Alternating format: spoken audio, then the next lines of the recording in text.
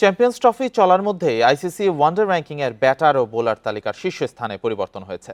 Batter তালিকায় বাবর আজমকে টপকে শীর্ষে উঠেছেন ভারতীয় ওপেনার শুভমান গিল। বোলারদের মধ্যে শীর্ষে মহেশ থিকসানা। সবশেষ ইংল্যান্ড সিরিজে দুর্দান্ত পারফরমেন্স করেন শুভমান গিল। এক সেঞ্চুরির সঙ্গে ছিল 250। 3 ম্যাচে মোট 259 রান ছিলেন সিরিজের সর্বোচ্চ স্কোরার। ক্যারিয়ারে দ্বিতীয়বার শীর্ষস্থানে এই তারকা। বাবরের চেয়ে 23 রেটিং পয়েন্ট এগিয়ে গিল। বোলারদের মধ্যে আফগানিস্তানের রশিদ খানকে সরিয়ে শীর্ষে শ্রীলঙ্কার স্পিনার মহেশ থিকসানা। সবশেষ অস্ট্রেলিয়া সিরিজে বোলিং দুটি দেখিয়েছেন থিকসানা। বর্তমান রেটিং পয়েন্ট 680।